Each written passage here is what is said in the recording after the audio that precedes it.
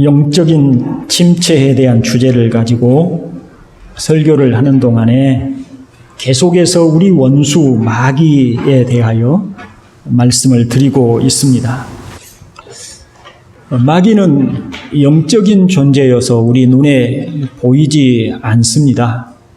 그는 아주 교묘하게 우리에게 다가와 우리의 마음에, 우리의 귀에, 우리의 생각 속에 침투하여 그의 생각으로 우리의 생각을 변화시키고 시험하고 유혹하여 주를 떠나게 하거나 주를 대적하게 하거나 신앙에 많은 시험이 들게 하는 것을 볼 수가 있습니다. 마귀는 주님이 사역을 하시는 동안에도 끊임없이 주님을 따라다니면서 시험하고 유혹했습니다.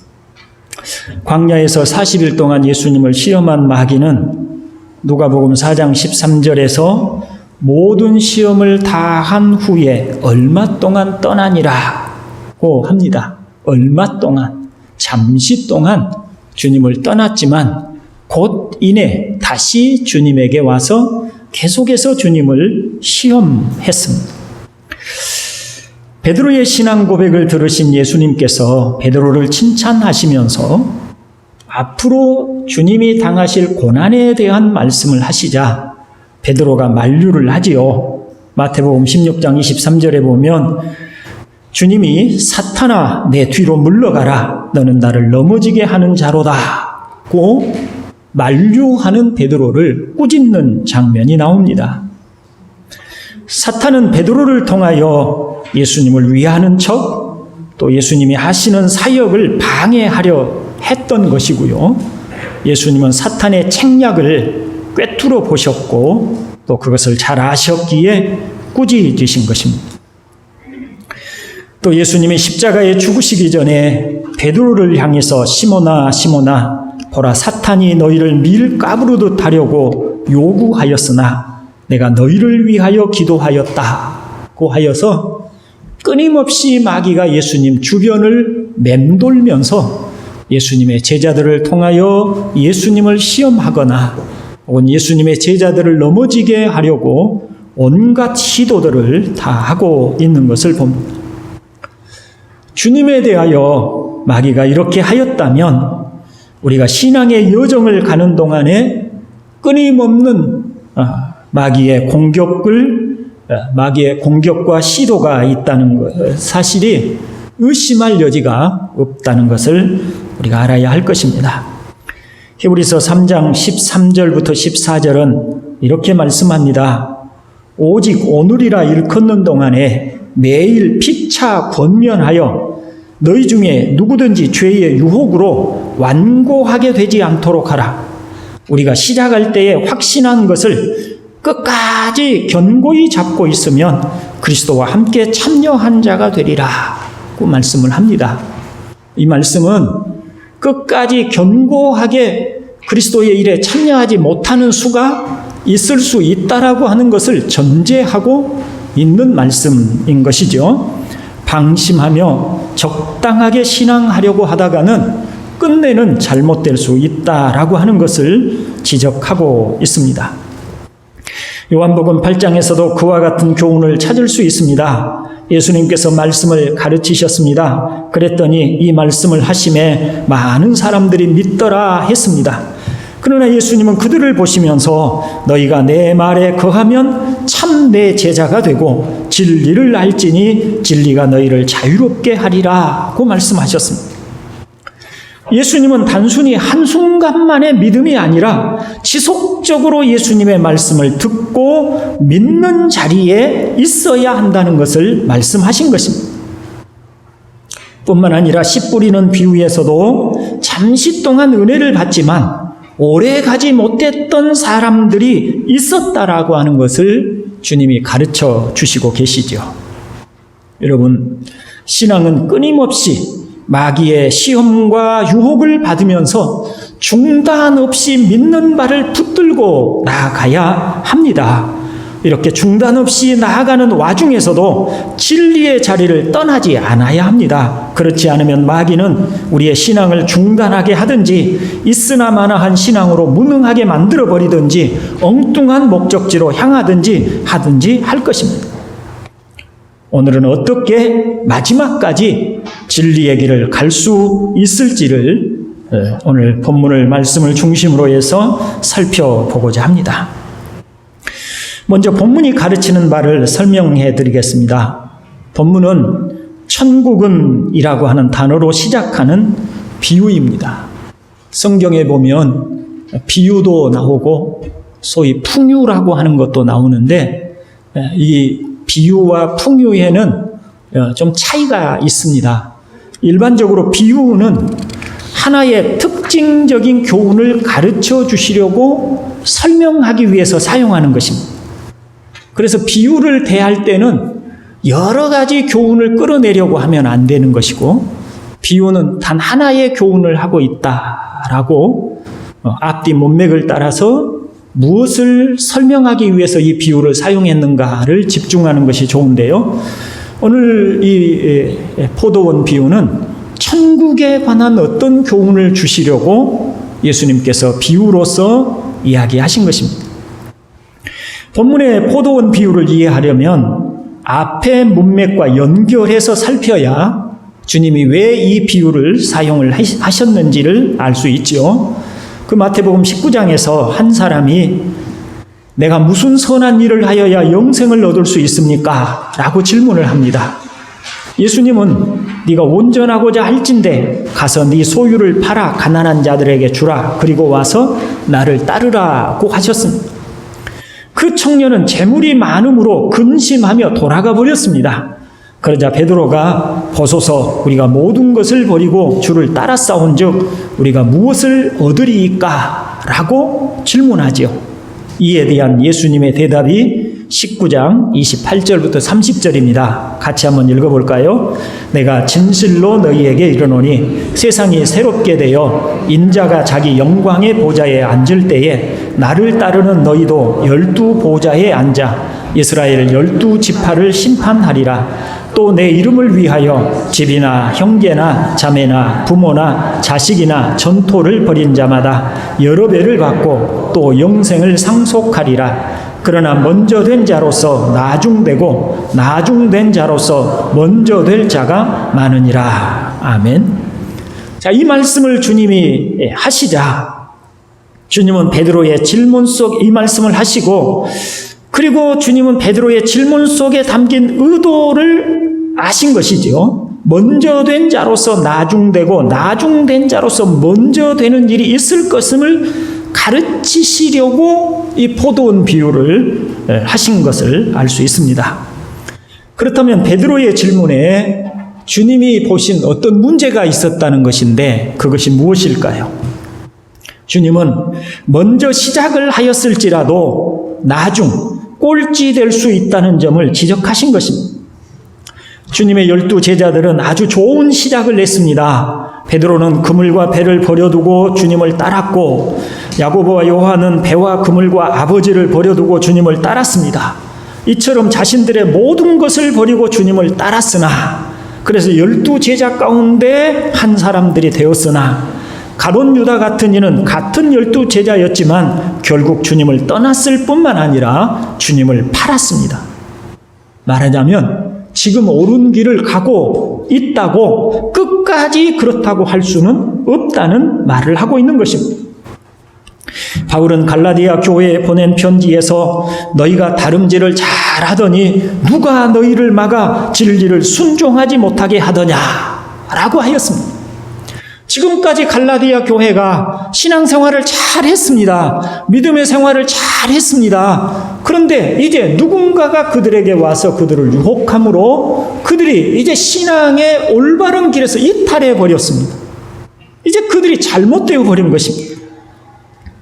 너희가 이같이 어리석으냐? 성령으로 시작하였다가 이제는 육체로 마치겠느냐라고 하여서 그들이 성령으로 시작을 하였으나 결국 육체적인 그리스도인들, 교회 안에 있지만은 성령과는 관계없이 하나님 나라를 유업으로 받을 수 없는 육체적인 그리스도인들이 되어 버렸다고 말을 하고 있습니다.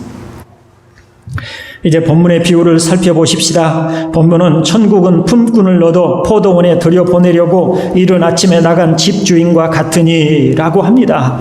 이른 아침부터 하루의 품삯을 벌어서 가족들의 생계를 유지하려고 하는 노동자들이 장터에 모여 있습니다. 주인이 그들에게 일자리를 제의하고 포도원에 들여보냈습니다. 말하자면 그들은 은혜를 입은 것입니다.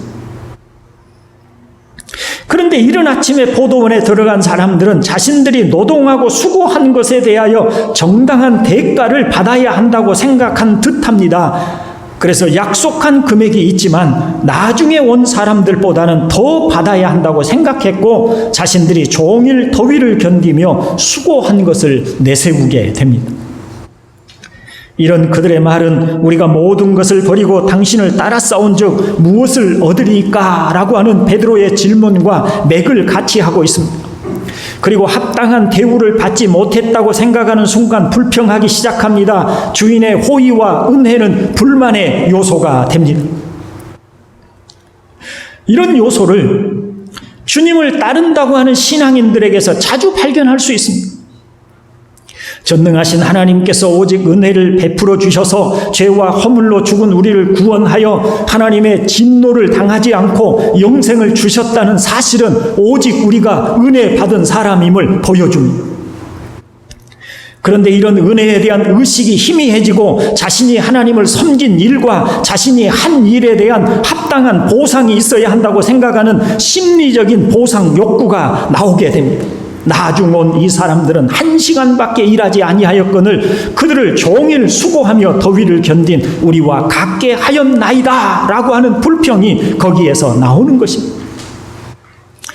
아마 마귀는 우리에게 가만히 다가와서 이렇게 속삭일 것입니다. 지금까지 오랫동안 교회를 섬기며 주님을 위해 살아온 날들을 보아라. 그런데 얻은 것이 무엇인가? 너희 교회 아무개는 교회 다닌 지도 얼마 되지 않았고 주님을 위해서 한 일도 거의 없지 않은가? 그런데도 그는 교회 사람들에게 저렇게 인정을 받고 그는 저렇게 축복을 받아서 잘 살기만 하는데 주님을 그렇게 오랫동안 섬겨온 너는 왜 늘 이 모양인가? 라고 말입니다. 그런 유혹을 받은 사람들은 집주인의 처사가 잘못되었다고 불평하는 것처럼 하나님이 잘못된 처사를 하신다고 생각합니다. 자신들이 불공평한 대우를 받는다고 생각하는 것입니다. 애굽을 나온 이스라엘 백성들은 끊임없이 불평하고 원망했습니다. 먹을 식량이 없어서 우리의 어린아이들이 다 굶어 죽게 되었다고 불평하고 애굽에서는 마음껏 먹던 고기를 먹지 못한다고 불평하고 물이 없어서 죽겠다고 불평하고 길이 험하다고 원망했습니다. 그들은 자신들이 애굽의 노예 생활로부터 구원을 받은 사실도 잊어버렸고 날마다 만나를 내려주심으로 먹을 것을 생산할 수 없는 광야에서 기적으로 일용할 양식을 얻고 있다는 것도 생각하지 않았습니다.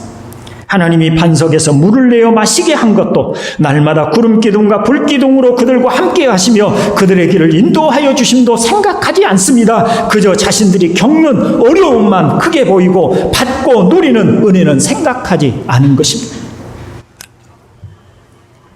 교우 여러분, 탕자의 비유에서 큰아들은 비록 아버지 곁을 떠나지는 않았을지라도 그는 탕자와 다름이 없었습니다.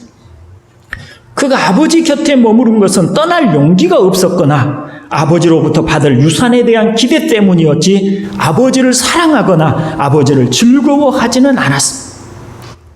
그래서 그는 아버지의 명에 어김은 없었지만 아버지의 마음이 어떠한지는 알려고 하지 않았습니다. 혹시 우리가 그런 사람들은 아닌지요? 여러분은 자신이 어떠한 허물과 죄로부터 구원을 받았는지 마음 깊이 느끼고 감사하고 있습니까? 우리가 아직 죄인으로 있을 때에 독생하신 아들을 주시기까지 우리를 사랑하시는 당신의 크고 놀라운 사랑을 확정하여 주셨던 아버지의 사랑이 너무 커서 여호와여 내가 무엇으로 주께 감사하리까? 라고 흐느껴 울어본 적이 있습니까? 열심히 봉사하고 섬김이 하나님으로부터 받을 축복 때문은 아니었습니까? 내가 이만큼 봉사하고 섬겼으니 교회도 주님도 당연히 알아주셔야 한다고 바라고 있지는 않습니까? 그런데 원하는 만큼 받았다고 생각하지 않으므로 낙심하거나 마음에 숨은 원망을 가지고 있지는 않습니까? 다윗이 하나님께 나아가 주 여호와여, 나는 누구이오며 내 집은 무엇이기에 나를 여기까지 이르게 하셨나이까? 라고 흐느껴 울었던 모습을 한번 떠올려 보십시오. 진정한 신앙은 하나님과 우리 주 예수 그리스도를 바라보는 것입니다. 하나님과 우리 주 예수 그리스도께서 나를 어떻게 사랑하셨는지, 나를 어떻게 구원하여 주셨는지, 나를 그동안에 어떻게 인도해 주셨는지를 바라보는 것입니다. 저는 오늘 여러분에게 권고하고 싶습니다. 하나님께 무엇을 바라거나 주셔서가 아니라 그저 하나님과 우리 주 예수 그리스도를 경외하고 사랑하고 바라보라고 말입니다. 하나님을 옳게 바라보지 않고 불평과 원망을 가진 사람들은 진리의 길을 끝까지 갈 수 없습니다. 하나님 그분을 바라보고 그분이 행하신 일들과 그분이 내게 베푸신 은혜를 바라보고 감사하지 않고 그 속에 자신이 지금 처한 어려움과 불평만을 생각하는 사람들은 끝내 광야에서 원망했던 사람들이 약속의 땅에 들어가지 못한 것처럼 끝까지 믿음의 길을, 진리의 길을 갈 수 없다는 말인 것입니다. 어떤 보상을 바라고 있다면 하나님께서 주신 은혜를, 하나님께 받은 은혜를 기억하고 감사하기보다 어떤 보상을 바라고 있다면 원망과 불평을 하는 사람이 될 수 있습니다. 마귀는 교묘하게 그런 우리의 마음을 부추겨 낙심하게 하고 하나님을 떠나게 하려 할 것입니다. 그렇다면 어떻게 해야 합니까? 신앙의 경주를 흔들림 없이 완주할 수 있는 길은 없을까요? 첫째로, 항상 잊지 않고 기억해야 할 것은 우리가 받은 은혜입니다. 우리가 받은 은혜를 기억해야 합니다. 사실 우리의 모든 것은 하나님의 전적인 은혜입니다. 우리가 스스로 주님을 따르고자 대단한 결단을 할 수 있거나 헌신과 충성을 할 수 있다고 여긴다면 잘못된 생각입니다. 우리는 그처럼 대단한 사람들이 아닙니다. 성경은 허물과 죄로 죽은 우리들이라고 합니다. 죽은 자가 귀가 열려 말을 듣거나 생각이 있거나 판단을 하거나 할 수 없습니다. 로마서 8장 7절은 육신의 생각은 하나님과 원수가 되나니 이는 하나님의 법에 굴복하지 아니할 뿐 아니라 할 수도 없음이라고 하였습니다. 허물과 죄로 죽었다는 표현은 육신에 매여 살고 있다는 것이니 이런 육신의 생각을 따라 사는 사람은 하나님의 원수로 사는 것입니다. 결코 하나님의 법에 굴복하지 않는 것입니다. 그런데 오직 우리가 하나님의 복음을 듣고 구원을 받으며 하나님의 자녀가 된 것은 우리의 어떤 판단력과 지혜나 우리의 어떤 능력 때문이 아니라 하나님의 부르심과 은혜로 되어진 줄로 믿습니다. 바울은 로마서 1장 6절에서 너희도 그들 이방인 중에서 예수 그리스도의 것으로 부르심을 받은 자니라고 하였고, 또 베드로도 그러므로 형제들아 더욱 힘써 너희 부르심과 택하심을 굳게 하라고 합니다. 사도들은 한결같이 우리가 예수를 믿은 것이 우리 자신의 어떤 결단과 우리 자신의 어떤 지혜나 옳은 판단력 때문이 아니라 하나님의 부르심 때문이다, 하나님의 은혜 때문이라고 얘기를 하고 있는 것입니다. 그뿐이 아닙니다. 우리의 신앙과 삶 전체가 하나님의 은혜를 따라 되어진 것입니다. 내가 하나님의 교회를 위해서 헌신적으로 봉사하고 섬겼다고 해봅시다. 그와 같은 헌신적인 섬김은 오직 주님이 공급하여 주신 은혜로 한 것입니다. 바울은 자신이 헌신하며 수고한 모든 것이 하나님의 은혜였다고 고백하죠. 고린도전서 5장 10절에서 내게 주신 그의 은혜가 헛되지 아니하여 내가 모든 사도보다 더 많이 수고하였으나, 같이 합니다. 내가 한 것이 아니요 오직 나와 함께 하신 하나님의 은혜로라.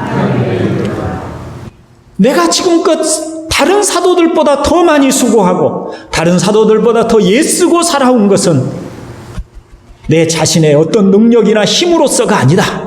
하나님이 내게 주신 은혜로 인하여 내가 이렇게 수고하고 애써 왔다고 합니다. 그러니 자랑할 것이 있어요, 없어요? 자랑할 것이 없는 것입니다. 만일 말이죠, 자신이 수고한 것이 은혜가 아니라 나의 힘으로 했다면, 내가 열심히 결단하고 선택하고 수고하고 애써서 내가 이만큼 봉사했다라고 생각한다면 그것은 하나님이 받으실 만한 열매가 아닌 것입니다. 그건 그 사람이 아무리 오랜 세월 동안 수고하고 봉사했어도 그것은 하나님이 받으시는 열매가 아닌 것입니다. 자기 육체를 위하여 심는 자는 육체로부터 썩어질 것을 거두고 성령을 위하여 심는 자는 성령으로부터 영생을 거두리라. 그 말씀을 통하여서 확인할 수 있는 것입니다. 내 육체로, 내 힘으로, 내 지혜로, 내가 가진 능력으로 힘써 섬겨왔다고 할지라도 오직 은혜로 섬기지 아니하였고 성령으로 섬기지 아니했다면 그것은 하나님이 받으실 만한 열매가 아니라는 말입니다. 그러니 여러분, 지금까지 오직 은혜로 부르심을 받고 구원을 얻었으며 하나님의 자녀라 일컬음을 받게 되었으며 또한 오직 성령을 의지하여 지금껏 교회에 봉사하고 섬기고 살아왔다면 우리가 무엇을 자랑할 수 있겠습니까? 만일 아브라함이 행위로서 의롭다 하심을 받았으면 자랑할 것이 있으려니와 하나님 앞에서는 있다고요? 없느니라고 하심과 같은 것입니다. 이처럼 나의 나된 것은 오직 주의 은혜라는 분명하고 확고한 믿음이 있다면 무엇을 기대하며 바라겠습니까? 왜 나에게 없는 것으로 불평하고 원망하겠습니까? 왜 남과 비교하며 하나님을 향하여 원망하는 얼굴을 들이대겠습니까? 그러니 우리가 신앙의 경주를 끝까지 완주하려면 무엇을 잊지 말아야 한다고요? 나의 나된 것이 오직 주의 은혜임을 잊지 말아야 한다. 이것을 망각해버리는 순간, 내가 했다고 생각하는 순간 내가 한 일에 대한 보상을 받으려고 하고 내가 한 일에 대해서 인정을 받으려고 하고 그러므로 원망과 불평이 나와서 나는 하나님이 받으실 만한 열매도 맺히지 못할 뿐만 아니라 그런 사람은 시험을 받아 넘어지게 되고 진리의 길에서 이탈하게 될 수밖에 없다. 다시 한번 해봅시다. 나의 나된 것은 오직 하나님의 은혜로라. 고백하십니까? 그러시기를 바랍니다. 그렇게 하셔야 내가 과거에 교회에 이만큼 봉사했다, 내가 과거에 이만큼 수고했다, 내가 얼마나 애쓰고 살아왔는지 아느냐, 내가 그동안 수십 년을 주님을 위해서 이렇게 애쓰고 살아왔는데 너희가 그것도 알아주지 않느냐, 너희가 그것도 이해하지 못하느냐, 왜 나를 인정하지 않느냐라고 하는 말이 우리 입에서 나오지 않는 것입니다. 그래야 우리가 시험에 들지 않는 것입니다. 자, 두 번째로 기억할 것이 있습니다. 신앙의 경주를 흔들림 없이 완주할 수 있는 길은 자신이 한 일에 대한 기억이나 설명을 하지 말라는 것입니다. 비슷한 말이 될 수 있는데 하나님을 위해서 수고한 일을 기록하고 장부 정리하듯이 하지 말라는 것입니다. 오직 그리스도인으로서 주님의 영광과 주님을 기쁘시게 하는 일 외에 다른 욕심을 부리지 마십시오. 당신이 주님을 위하여 어떤 일을 했는지, 얼마나 수고하였는지, 얼마나 오랫동안 섬겼는지 등의 기록과 장부 정리는 오직 주님이 하시게 하십시오. 그분이 계산하게 하고 그분이 말씀하도록 하고 당신은 그저 듣기만 하십시오. 착하고 충성된 종이라는 칭찬은 주님이 하시는 것이지 스스로 하는 것이 아닙니다. 오른손이 하는 것을 왼손이 모르도록 은밀하게 하시면 우리의 모든 행위를 잘 아시는 하나님께서 공개적으로 칭찬하시고 상을 주실 것입니다. 그러나 그것은 하나님의 소관입니다. 하나님의 일하심은 우리의 생각과 다르며 그분의 판단은 우리의 지혜로서 알 수 없습니다. 시편 139편 1절부터 6절을 같이 읽어봅니다. 여호와여, 주께서 나를 살펴보셨으므로 나를 아시나이다. 주께서 내가 앉고 일어섬을 아시고 멀리서도 나의 생각을 밝히 아시오며 나의 모든 길과 내가 눕는 것을 살펴보셨으므로 나의 모든 행위를 익히 아시오니 여호와여, 내 혀의 말을 알지 못하시는 것이 하나도 없으시니이다. 주께서 나의 앞뒤를 둘러싸시고 내게 안수하셨나이다. 이 지식이 내게 너무 기이하니 높아서 내가 능히 미치지 못하나이다. 아멘. 주께서 나를 살펴보셨습니다.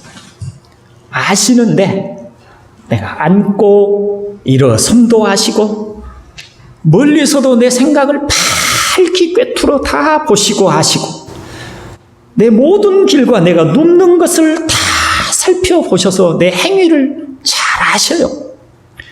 내가 지금까지 내 입에 혀의 말로 했던 모든 말들을 알지 못하시는 것이 하나도 없으세요. 그런 하나님의 지식과 하나님의 지혜가 참으로 높고 고귀하여서 우리로서는 미처 알 수가 없는 그런 지혜와 능력으로 우리를 판단하시는 것입니다. 그래서 우리가 알아달라고 요청하지 않아도 하나님은 아시는 것입니다. 하나님의 판단과 지혜는 우리의 수준과는 너무나 다릅니다. 그러니 하나님이 하시게 하십시오. 스스로 자기를 높이려 하거나 자기를 자랑하려 하지 마십시오. 마치 장부를 들이밀듯이 내가 이만큼 하였으니 나에게 보상을 해줘야 되는 것 아닙니까? 라고 거래처럼 하나님과의 관계를 만들려 하지 마십시오. 주님은 자신이 한 일을 기억하고 스스로 상을 받고자 했으나 아무것도 받지 못한 사람들의 이야기를 하셨습니다. 마태복음 25장에서 저주를 받은 자들아 나를 떠나 마귀와 그 사자들을 위하여 예비된 영원한 불에 들어가라고 하시는 두려운 선고가 어떤 사람들에게 내려졌습니다. 그들은 말합니다. 주여 우리가 어느 때에 주께서 줄이신 것이나 목마른 것이나 나그네 되신 것이나 헐벗으신 것이나 병드신 것이나 옥에 갇히신 것을 보고 공양하지 아니하더이까 라고 항변했습니다. 그들은 주님께로부터 어떤 상을 받을 걸 생각하고 주님 앞에서 의기양양하게 있었습니다. 그런데 주님으로부터 지옥의 형벌 속에 던져지라는 명령을 받았습니다. 심판의 선고를 받았습니다. 도대체 왜 우리가 그래야 되느냐고 항변하고 있는 것입니다. 주님의 상은 다른 이들에게 주어졌습니다. 내 아버지께 복받을 자들이여 나와 창세로부터 너희를 위하여 예비된 나라를 상속받으라. 그랬더니 그들은 말합니다. 주여 우리가 무슨 상을 받을 일을 했습니까? 우리가 언제 그런 일을 했습니까? 라고 말을 합니다.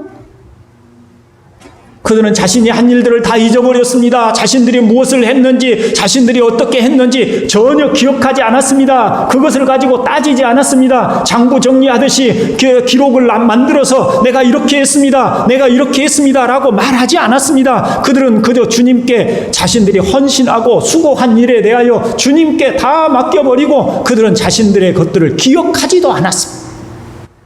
그래서 주님이 그들을 칭찬할 때 우리는 그런 일을 한 적이 없다고 그렇게 말을 한 것입니다. 그러니 형제 여러분,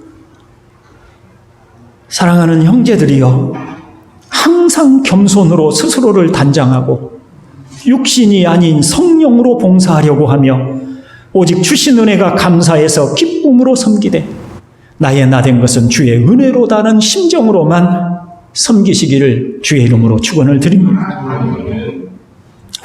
이제 말씀을 정리하고 마치려고 합니다. 교우 여러분, 은혜로 신앙생활을 시작하셨을 것입니다. 그런데 세월이 흘러가면서 조금씩 처음에 마음이 희미해지고 어느새 가뭄에 말라버린 것처럼 메마른 신앙생활을 하고 있을지 모르겠습니다. 이유가 무엇 때문입니까? 혹시는 하나님께 기대하고 바라던 일들이 소망대로 되지 않고 삶이 너무 고단하여 지치셨기 때문입니까? 그렇다면 신앙의 방향이 올바르게 설정되어 있는지 살펴보시기 바랍니다. 하나님과 우리 주 예수 그리스도를 바라보고 그분을 사랑하고 그분 앞에 나아가고 있는지 말입니다. 우리의 시선이 하나님을 향하지 않고 내가 바라는 세상에 어떤 것들이 되어 있다면 방향이 흐트러진 것입니다. 이런 경우는 자신의 기대대로 충족되면 기쁨이 있겠지만 자신의 기대대로 되지 않을 때는 기쁨이 사라집니다. 하나님 그분이, 예수 그리스도 그분이, 그저 그분이 우리의 기쁨이 되고 즐거움이 되어도록 하시기를 주의 이름으로 축원을 드립니다. 혹시 우리의 신앙에 시험이 든 이유가 다른 누군가와의 비교를 통하여 신앙의 능력을 상실하지는 않았습니까? 자신보다 나을 것이 없어 보이는 사람들은 형통한 것 같고 삶이 행복해 보이는데 오랜 동안 하나님을 섬기고 신앙해 왔다고 생각한 자신은 많은 고난이 있으므로 슬그머니 원망과 불평이 찾아와서 하나님에게서 멀어지고 있지는 않습니까? 하나님께서 우리의 고난을 통해서 사랑하시기 때문에 더 정금같이 단련하여 하나님의 복된 형상으로 빚으시고자 하셨는데 오히려 육신적인 것들로 신앙까지 상실하고 있지는 않는지 살펴볼 일입니다. 지난 수요일에 소개해드린 어떤 목사님의 이야기 다시 소개합니다. 어떤 목사님이 하나님은 넘치는 은혜를 주시려고 병을 주셨는데 자신은 그 기회를 너무 많이 불평하면서 흘려보냈다고 설교를 준비하면서 안타까워했다고 합니다. 자신이 오랫동안 정말 우리 한국 교회의 위대한 사역을 감당하신 분인데 그 능력 있는 사역을 감당할 때 건강하게 씩씩하게 감당하면 좋을 텐데 늘 몸이 좋지 않아서 병이 있어서 때로는 죽을 위기를 넘기기도 하고 어려움을 겪었다고 해요. 그런데 그런 어려움을 겪어가면서 이분이 불평하고 때로는 불평하고 원망하고 왜 내게 주님을 위해서 내가 다른 욕심, 사사로운 욕심으로 살려고 하는 것도 아니고 주님을 위해서 내가 헌신하고 수고하고 싶은데 왜 나에게 이런 질병을 주시는가? 왜 나를 이렇게 몸이 약하여 이렇게 아프게 하시는가? 라고 불평하고 세월을 많이 보냈는데 하나님의 말씀을 읽다 보니까 주께서는 이 병을 통해서 내게 은혜를 주시려고 했던 것인데 내가 그것도 모르고 그 많은 세월을 불평하고 흘려보냈다고 탄식했던 것입니다.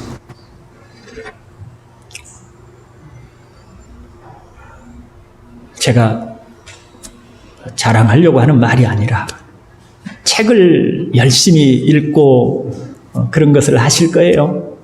근데 제가 책을 읽으면서 느끼는 것들은 하나님이 위대하게 쓰셨던 신실한 주의 종들의 삶 속에 성공한 사람들이니까 제가 읽고 있겠지요. 근데 그분들의 삶이 얼마나 많은 풍파 속에서 일생을 보냈는지 참 말로 다 알 수가 없더라고요. 성경 다음으로 많이 팔린 책이 철로역정이라고 하는 책이잖아요. 이 철로역정을 썼던 존 버년, 그는 소위 말하면 땜질장이었습니다. 무슨 많은 공부를 하신 분도 아니고 땜질장이었죠. 그가 성령의 감동을 받고 설교자로 나서서 하나님의 말씀을 전하다가 불과 4년인가 설교를 하고는 그것을 못마땅하게 여긴 그 국교도들에 의해서 12년 동안이나 감옥 생활을 해야 했잖아요. 그때 감옥에 갇힌 때가 재혼한 아내와 새롭게 이제 결혼 생활을 시작한 지 6개월밖에 되지 않은 때, 그리고 그 아내에게 자신의 원부인에게 낳은 자식을 맡겨두고 감옥에 가서 12년 동안 살게 돼. 이런 고난의 세월들을 다 보냈어요.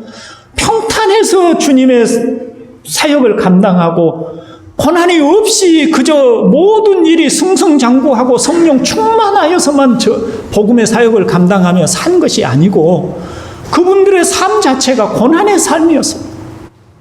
왜냐하면 하나님이 쓰시고자 하는 사람일수록 하나님이 그들을 더 겸손케 하시고 그들을 더 정금같이 단련하여 주님의 신실한 사람으로 오직 주님을 바라보고 주님을